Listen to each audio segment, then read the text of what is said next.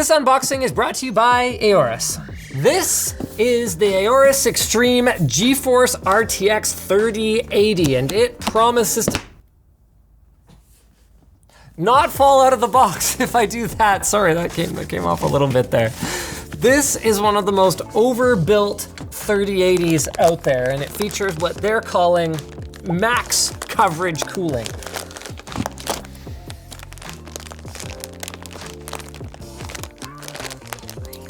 I promise this is gonna be worth the effort.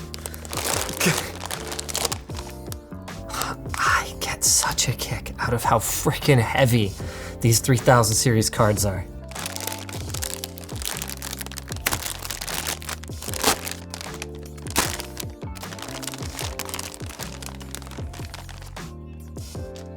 Now other board makers, they've gone out and they've done triple slot coolers, but Aorus, they said no!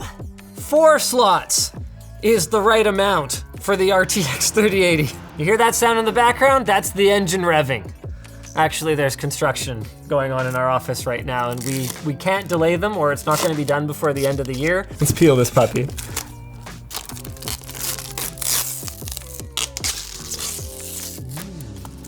She's a thick boy, all right.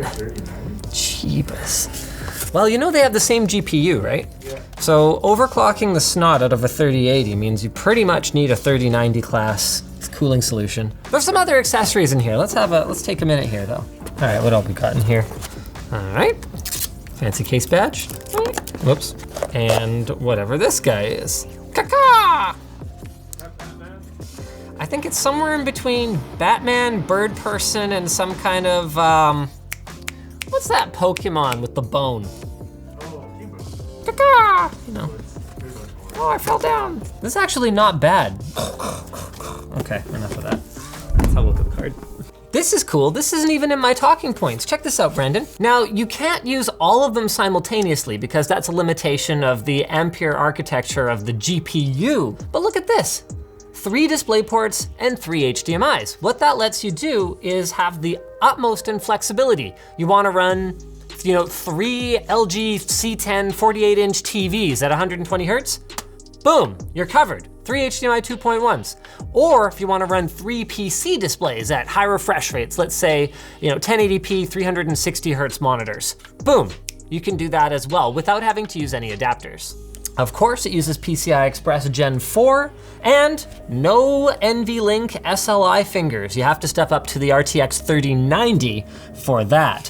What they do have up here though, is a little toggle switch. So you can either throw the BIOS in OC mode or silent mode, depending on what kind of a profile you wanna run in. Now, I would imagine that in silent mode, this thing would be pretty freaking silent. They've got 3 fans with one of them counter-rotating here in the middle and what looks like a very silence-optimized heatsink. So it's large, but more importantly than that, you can actually see that the fin spacing is quite a bit less dense than you might see on some of the cards that aren't quite so thick.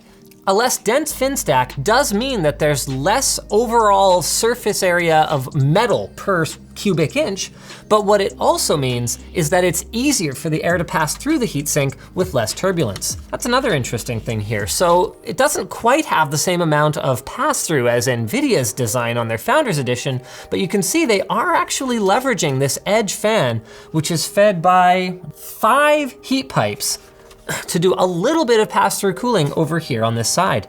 This card continues the trend of NVIDIA's partners not thinking too much of their proprietary 12-pin connector, although I guess it's hard to think much of it when they were probably as surprised by it as anyone else was. So it uses 3 8-pin connectors, and it doesn't look like much right now because it's just like a black mirror, but this right here is a display that can be loaded up with images and GIFs, so we're gonna throw it onto a bench and try it out real quick here. I have very high expectations for this cooler, especially given that it's got a vapor chamber that I didn't even notice before.